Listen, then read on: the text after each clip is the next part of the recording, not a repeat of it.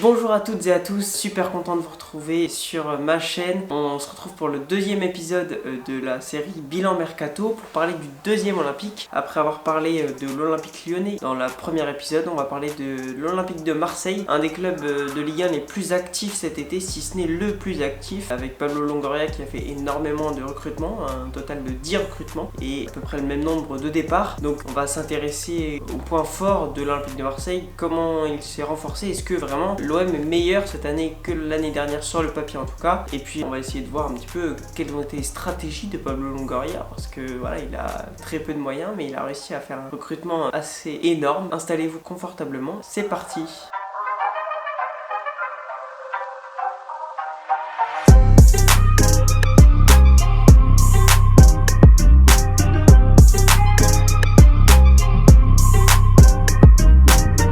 Avant de commencer à faire une petite analyse, on va faire le point pour vous rappeler un petit peu qui est arrivé à Marseille et qui est parti. Pour commencer, il y a les joueurs qui étaient prêtés avec une option d'achat ou qui ont été achetés après un prêt de l'an dernier, qui sont Leandro Balerdi, qui a été acheté pour la somme de 11 millions d'euros. C'était l'option d'achat qui a été levée par l'OM à Dortmund. Le défenseur central qui correspond plutôt bien au jeu de Jorge Sampaoli, il a une bonne relance, donc je crois que dans une défense à 3, c'est assez intéressant d'avoir Balerdi. D'ailleurs, on peut voir que Sampaoli lui fait confiance en ce début de saison. Il y a eu Paul Lirola qui a été confirmé aussi. Il est arrivé pour 6,5 millions d'euros.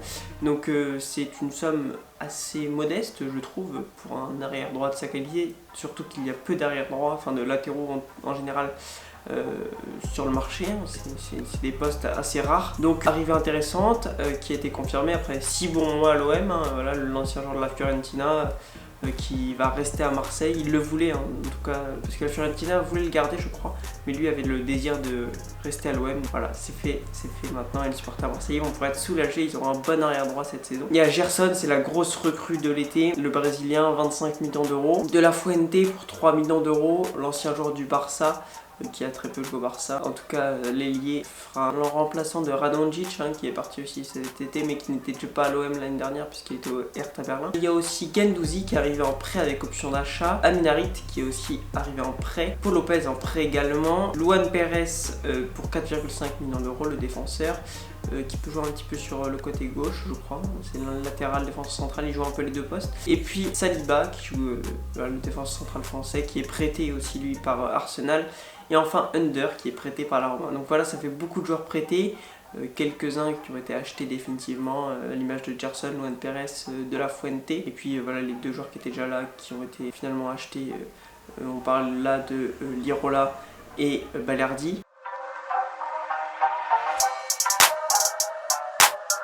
Au rayon des départs, on a le départ de Benedetto qui est parti en prêt à Elche, Germain qui est parti libre et qui a signé à Montpellier, Raoui qui est parti libre également et qui a signé à Clermont, Maxime Lopez qui était déjà pas là à l'OM l'an dernier et qui a signé définitivement à Sassuolo pour 2 millions d'euros. Il y a Nagatomo qui est parti libre, Pelé également, Lucas Perrin qui a été prêté avec une option d'achat à 1,5 million à Strasbourg, donc autant vous dire qu'il ne devrait pas revenir à l'OM, surtout pour l'instant il est titulaire pour 1,5 million d'euros à mon avis, il ne reviendra pas à Marseille. Radonjic qui est en prêt aussi avec option d'achat à Benfica, une option d'achat automatique qui s'élève entre 7 et 10 millions d'euros. Je trouve que c'est d'ailleurs assez faible alors que l'OM l'avait acheté 12 millions, donc une perte sur un joueur assez jeune. C'est assez dommage, pourtant c'est Benfica qui l'achète, mais bon, Benfica c'est des pros du trading, donc peut-être qu'ils arriveront à le revendre plus cher plus tard. Sakai qui est parti pour 1,5 million d'euros, voilà, finir sa carrière au Japon. Strootman qui a été reprêté à nouveau en Italie à Cagliari cette fois. Mais l'OM garde une grosse partie de son salaire à payer, je crois que ça s'élève aux alentours de 70%. Donc autant vous dire qu'il reste parmi les plus gros salaires du club. Et puis enfin Thauvin qui est parti libre, voilà, peut-être le plus gros départ de l'été à Marseille. Il est parti libre au Tigres, mais c'est peut-être un mal pour un bien parce que de toute façon là l'OM a besoin de recommencer quelque chose. Et avec Sampaoli un nouveau projet. Donc voilà, de toute façon on va analyser ça un petit peu plus profondément maintenant. Ligne par ligne, on va essayer d'en parler. Forcément, en poste de gardien, voilà, l'arrivée de Paul Lopez remet en question un petit peu Mandanda, même si pour l'instant Paul Lopez est un peu blessé je crois, donc il n'a pas joué, mais Mandanda d'ailleurs a fait des plutôt bons matchs. On verra si Paul Lopez prend sa place, et pour l'instant il est en prêt, donc ça veut dire qu'il n'a pas été pris peut-être pour être tout de suite en tout cas le titulaire. C'est peut-être pour préparer l'avenir, mais à mon avis Mandanda devrait jouer quand même pas mal de matchs cette saison, même si voilà, on sait que Paul Lopez est comme un gardien de qualité qui vient donc près de la Roma, qui est peut-être là pour juste cette saison ou pour plus tard, faudra voir, mais en tout cas pour l'instant j'ai pas trop d'avis sur lui parce qu'il n'a pas du tout joué. Simplement je dirais que je pense que de toute façon il faut préparer vraiment la suite de Mandanda parce qu'il est assez âgé, il a 35 ou 36 ans, c'est commence à être vieux, même si pour un gardien de but évidemment on peut durer dans le temps. En défense il y a eu pas mal d'arrivées, d'ailleurs oui, la défense centrale a été plutôt reformée, Takar est toujours à l'OM, le défenseur qui voulait pas partir parce que il a eu des offres de Wolverhampton et Valence, mais le Croate est resté à Marseille. Et pourtant, l'horizon a un peu bouché pour lui. Voilà, Balerdi a été pris définitivement. Il y a Saliba qui est arrivé, Luan Pérez, Alvaro González passe devant lui aussi dans la hiérarchie. Voilà les arrivées de Saliba en prêt, ça c'est un très bon coup de l'OM. Luan Pérez a pas l'air trop mal, même si bon, c'est pas non plus Sergio Ramos, mais c'est quand même pas mal. Pour la défense à 3, évidemment, il fallait pas mal de défenseurs, donc ils ont ce qu'il faut.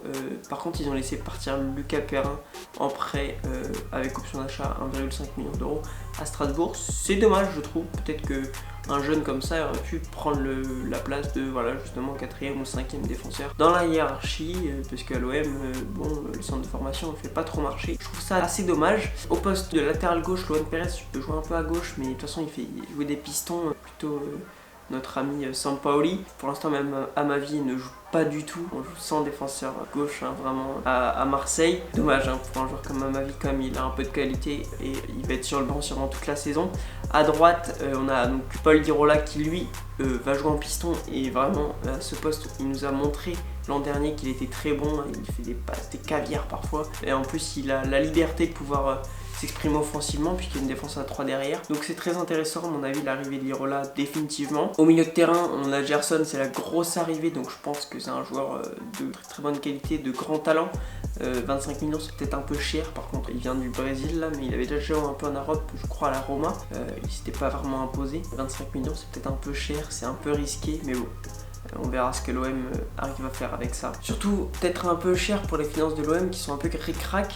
La preuve en est, c'est tous les prêts avec option d'achat ou les prêts tout court que l'OM est obligé de faire pour recruter. Je pense que Gerson aurait pu être acheté pour moins cher que ça. Après, je n'enlève rien au talent de Gerson, je pense qu'il va falloir l'essayer dans un poste plutôt de pointe basse au milieu de terrain, ce qui n'a pas vraiment été le cas pour l'instant parce que l'OM n'a pas de buteur, donc Payet est obligé de jouer devant, donc Gerson grimpe d'un cran. J'attends de voir encore pour Gerson, même s'il a montré quand même quelques belles choses, mais peut-être pas à hauteur de 25 millions, surtout en ce moment avec les prix actuels. On verra, j'attends de voir un petit peu pour Gerson, mais quand même ça montre l'ambition de l'Olympique de Marseille qui a envie de faire quelque chose.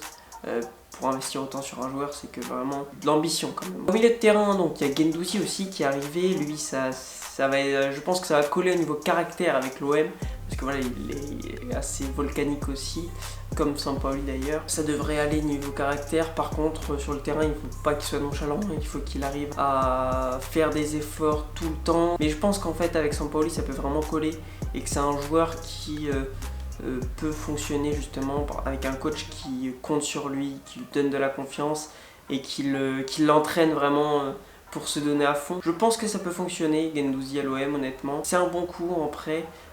Faudra voir s'il reste à l'OM à la fin de la saison. Il y a une option d'achat parce que Arsenal l'a prêté à plusieurs joueurs à l'OM, Saliba aussi. Mais Saliba c'est sans option d'achat, il devrait repartir. D'ailleurs Arsenal, je comprends pas pourquoi ils l'ont prêté, parce que ils n'ont pas de défense, mais bon. Tant mieux pour l'Olympique de Marseille. En parlant de Amin Harit, au milieu de terrain toujours, lui ça c'est un bon coup je pense, surtout que on a vu la solidarité dans ce transfert parce que Lirola et González ont accepté de reporter des paiements de salaire pour pouvoir faire venir Amin Harit, pour que Schalke le prête à l'OM. C'est vraiment super généreux de leur part. Et ça montre qu'il y a quelque chose qui se crée dans ce groupe. Amin Harit, ça devrait être la doublure de Payet, ou je sais pas comment ils vont s'organiser avec ce joueur, mais en tout cas au milieu de terrain c'est sûr qu'il va apporter quelque chose. Il a une touche technique très intéressante et c'est un joueur qui va aller de l'avant. Et ça c'est bien parce que voilà, Gerson, Guendouzi c'est plutôt des joueurs un petit peu défensifs quand même. Alors qu'Aminari au milieu de terrain ça devrait aller vers l'avant et faire des différences. Offensivement on a encore d'autres joueurs, De La Fuente qui est arrivé donc, qui va jouer sur l'aile, l'ancien joueur du Barça, l'américain. J'ai l'impression que c'est un joueur qui se donne à fond, qui a de la vitesse, qui a de la percussion. Après il va quand même falloir corriger quelques défauts, notamment au niveau de la finition. Je crois que c'est pas le top du top, mais j'ai confiance. Après j'espère qu'il est meilleur que Hernandez parce que sinon c'est un mauvais coup dans l'affaire d'avoir pris quand même De La Fuente. J'attends de voir encore un peu. Et puis enfin Under, là c'est peut-être le meilleur coup du mercato marseillais. Honnêtement, il est très bon en ce début de saison, il marque des buts, il fait des différences énormes sur son côté, vraiment il avale les défenseurs adverses avec des courses très rapides. Il est excellent pour l'instant et puis Sampaoli a l'air de lui faire confiance, le joueur qui est prêté par la Roma sans option d'achat je crois, donc là c'est un peu embêtant. J'ai hâte de les voir en Europa League parce que je me dis avec l'équipe qu'ils ont ils peuvent aller loin. Mais j'ai peur pour eux la saison prochaine, surtout que là déjà pour boucler l'arrivée d'Harit c'était compliqué. Il va falloir quand même de l'argent qui rentre dans les caisses. Et justement niveau départ, ils n'en ont pas eu beaucoup de l'argent dans les caisses, à part les 2 millions de Lopez. Il n'y a pas eu de départ qui ont rapporté des sous, il devait y avoir Boubacar Kamara et Khaled Takar. Aucun des deux ne sont partis, en même temps je peux comprendre, hein, Kamara des offres de Newcastle, c'est moins bien que ce qu'ils pouvaient espérer.